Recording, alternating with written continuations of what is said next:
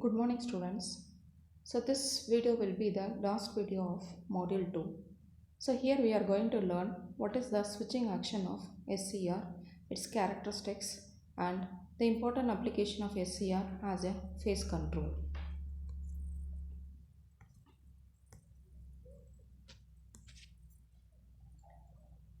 So in the last video we have studied this SCR can be imagined to be a two transistor model. So the same circuit we have drawn here to explain the switching action of the SCR. So as you are seeing here in figure A, we are having two transistors. One is the PNP transistor T1, the other one is NPN transistor T2. So both T1 and T2 are connected back to back, that is the base of T1 is connected to the collector of T2 and vice versa. And an external gate terminal is connected across the collector of T1, which also connects the base of T2. So initially the gate voltage is taken as 0. So the first figure we are going to explain with respect to gate voltage as 0. Let us see if gate voltage is 0, how the SCR behaves.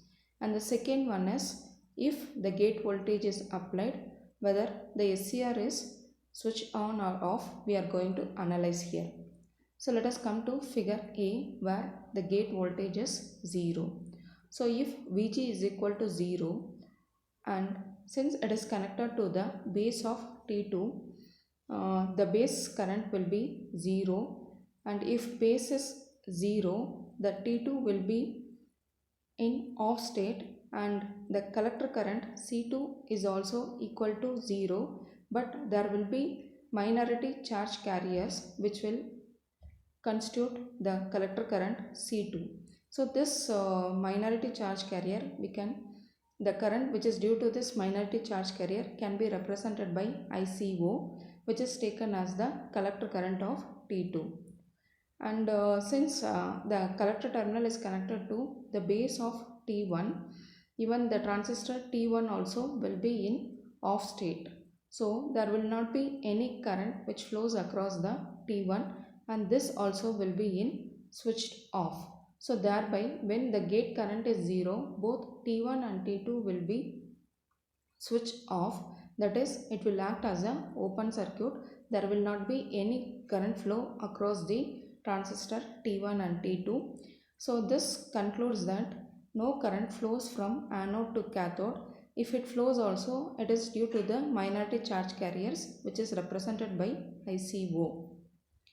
So let us come to the second figure where we are going to apply a voltage across the gate terminal. So with voltage Vg applied. So if I am going to apply an external voltage across the gate terminal, since this gate terminal is connected to the base of T2, when this voltage is greater than the cut-in voltage of the base emitter junction of transistor T2, the transistor will be in on and there will be a base current. So this base current will flow across the base of the transistor and it will try to move to the collector terminal. So thereby there will be a flow of charge carriers across the collector terminal and it will be large and it is represented by the collector current IC2. So thereby the T2 transistor will be switched on. Then this collector terminal of T2, as it is connected to the base of T1, when this voltage across the base emitter of T1 crosses the cut-in voltage of T1, even the transistor T1 also made to switch on. So thereby the base current will make the emitter current also flow across T1. So thereby there will be a flow of charge carriers across the emitter terminal of the transistor T1. So this make transistor T1 also will be in switch on position. So thereby we can conclude when external gate voltage is applied, both transistor T1 and T2 will be on. So there will be a flow of charge carriers which will be major and this charge carriers will flow from the anode to the cathode. So the current which flows from the anode, it is represented by IA, and this IA, it is equal to IB1. Since the base is connected to collector terminal of T2, IB1 will be equal to IC2, and this IC2 again it flows across the emitter terminal of T2, thereby the collector current IK, it is equal to IA. So there will be a conduction of current which flows from the anode towards the cathode. So the cathode current is represented IA, and it travels across T1 and T2. Finally it reaches the cathode terminal. So at last we have written IK is equal to IA, which is represented at the cathode terminal. So this is what we have discussed here. And finally the current, the anode current IA, it can be limited. Since once the SCR is switched on, that is when both the transistors are switched on, it goes to a regenerative action, and the SCR will be turned on. And whatever the current it is flowing across the anode to cathode, it can be limited so that the SCR will not get damaged. So this limitation can be done with the help of a series resistor, and this series resistance can be connected between the source and the emitter of the transistor T1. So next it is about SCR characteristics. So the symbol already we have seen. We have SCR symbol which is similar to the PN junction diode, and we have three terminals here: anode, cathode and gate terminal. So let us analyze the characteristics of the SCR. So here the characteristic is drawn with respect to the forward bias applied across the SCR and the forward current, that is the anode current IA. So this graph is drawn between the forward bias voltage applied and the forward current IA. So initially if the forward bias is applied, there will be as we have seen now, when there is no gate current applied, that is Vg is equal to 0, and the external voltage is also very less, there will not be any conduction across the SCR. So the current also it will be very less. So we will keep on increasing the forward voltage. If we increase the forward voltage across the anode and cathode also, we can see that the SCR is turned off. So in order, why it is turned off is the first PN junction and the last PN junction will be under forward bias, whereas the middle PN junction it will be under reverse bias. So that it will stop the current to flow from the anode to cathode, thereby the SCR will be turned off. So in order to make SCR turn on, what we need to do is we need to apply an external gate voltage which is represented by Vg. So even though if I increase the forward voltage also, the current is very less, which is shown in the diagram there. And now I am applying a gate current across the gate terminal. So we have a graph which is represented in the right hand side, where Ig is equal to 0, the current is very less. Then after applying the gate voltage, I will be expecting a gate current Ig1 which is greater than 0. So thereby you can see there is flow of current which increases from IH to IA. Again I am increasing the gate voltage, and thereby the gate current is also increased by Ig2, whereas Ig2 is greater than Ig1. So I will just keep on increasing the gate voltage as well as the gate current so that the transistor can be switched on, that is the regenerative action will take place, which makes the SCR to be turned on. So we have represented a voltage collapse, which is nothing but after applying the gate voltage, the voltage across the SCR will come down. For a small forward voltage across the anode and cathode terminal, there will be major current which flows across the anode to cathode, which is represented by a steep rise in the anode current. And IH represents the increase of current after applying the gate terminal, after applying the gate voltage across the gate terminal. So there will be maximum flow of current from IH to IA. So for smaller voltage levels between the anode and the cathode. And in the left hand side you can observe there is a reverse characteristic drawn, which is similar to the Zener reverse characteristics.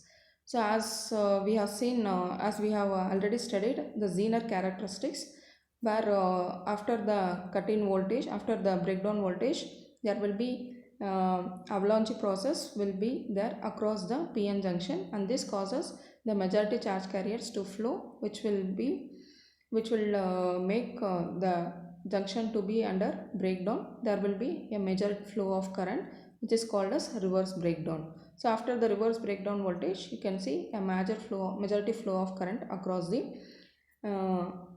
SCR from anode to cathode. So let us see what are the parameters of SCR. So the first parameter is the forward breakdown voltage. So it is nothing but the voltage at which the gate current enters into the SCR enters into the conduction mode. So before that the SCR will be off. Once we apply the forward breakover voltage across the gate terminal, the SCR will be switched on.